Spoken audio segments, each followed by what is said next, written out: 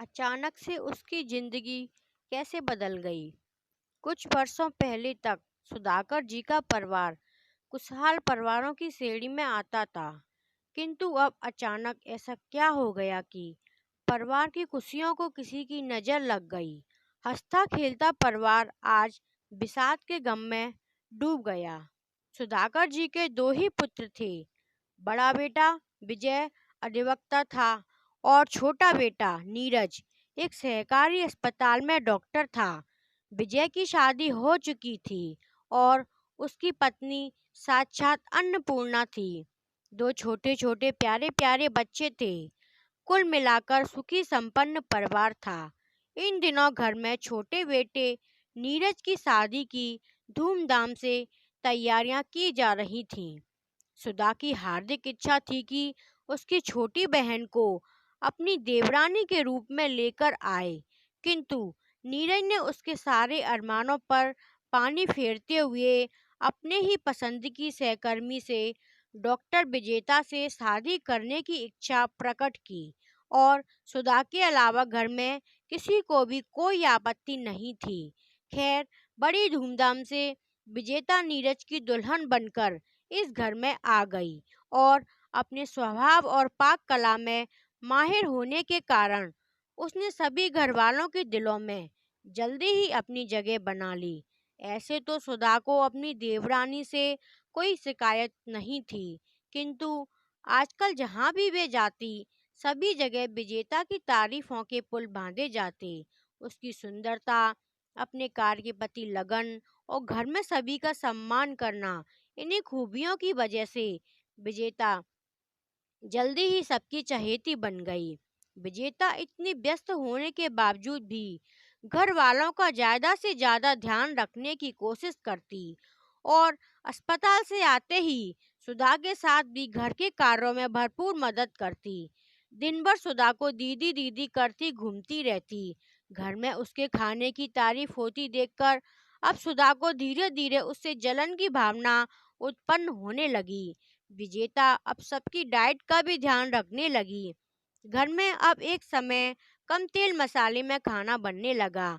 छोटी छोटी बीमारियों के लिए भी अब किसी को घर से बाहर नहीं भागना पड़ता था।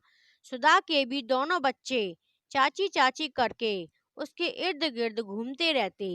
विजेता को बच्चों से विशेष लगाव था।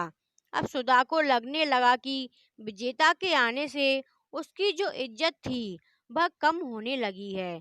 उनकी हर कोशिश यही रहती कि किसी भी तरह से विजेता को नीचे दिखाया जाए। जलन की भावना धीरे धीरे सुधा की खुशियों को डसती जा रही थी। अब जब भी विजेता कोई अच्छा सा खाना तैयार करती, सुधा उसमें कभी नमक ज्यादा तो कभी चीनी ज्यादा डालकर उस खाने को बिगाड़ देती। एक दिन सुधा अपने पति से बोली, मुझे लगता है कि विजेता कुछ ज्यादा ही अच्छा होने का दिखावा कर रही है, जबकि ऐसी वह है नहीं। बच्चों से अत्यधिक लगाव होने का दिखावा कर रही है। उनके लिए इतनी सारी तरह की चीज लेकर आती है। मेरे बच्चों को मुझसे दूर करने की कोशिश कर रही है। अभी जब उसका खुद का बच्चा हो जाएगा तब देखना, हमें पूछेगी भी नहीं। विजय उसकी बातों को एक कान से सुनता और दूसरे कान से निकाल देता। कुछ महीनों बाद विजेता ने भी अपने गर्भवती होने की खुशखबरी घर में सुनाई। अब तो सुधा और भी जल गई, क्योंकि अब सब विजेता का विशेष ध्यान रखने लगे। इसी जलन की वजह से एक दिन सुधा ने वह कर दिया जिसका किसी ने सपने तक में भी नहीं सोचा था। सुधा को पता था विजेता अपने कमरे से 7 बजे के करीब नीचे उतर के आती है। तब उसने सीढ़ियों पर हल्का सा तेल फैला दिया जिससे विजेता वहां से फिसल जाए और उसके बच्चे और उसे नुकसान पहुंचे। किंतु भगवान के घर देर है अंधेर नहीं। विजेता के ऊपर से नीचे आने से पहले सुधा का बेटा जो 6 साल का था चाची को कोई चीज दिखाने ऊपर जा रहा था और विजेता ऊपर से आ रही थी। सुधा का बेटा जब तक चाची के पास पहुंचता, तेल पर पैर पड़ने की वजह से वह नीचे गिरने लगा। तो विजेता ने ऐन वक्त पर आकर उसे तो बचा लिया, किंतु खुद को न बचा सकी और सीधा ऊपर सीढ़ियों से गिरती हुई नीचे आ गई। तुरंत विजेता को हॉस्पिटल ले जाया गया। वहां डॉक्टरों ने विजेता के बच्चे को मृत घोषित कर दिया।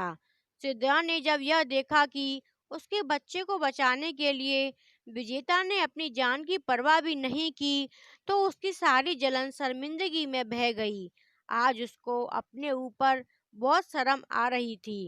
विजेता ने तो उसको हमेशा अपनी बड़ी बहन समझकर आदर सम्मान दिया था, और उसने क्या किया, सिर्फ अपनी जलन शांत करने के लिए विजेता को इस स्थिति में पहुंचा दिया। आज तो वह माफी के लायक भी नहीं बची। वह तुरंत विजेता के पास पहुंची और जोर जोर से रोने लगी और अपने कर्मों की माफी मांगने लगी। उसके ससुर, पति और देवर सब वहीं खड़े थे। वह सबसे हाथ जोड़कर बार बार माफी मांगने लगी कि वह अपनी जलन को अग्नि में इतनी अंधी हो गई कि उसके अच्छे बुरे का भी ध्यान नहीं रहा। वह किसी से भी नजरें मिलाने लायक नहीं बची।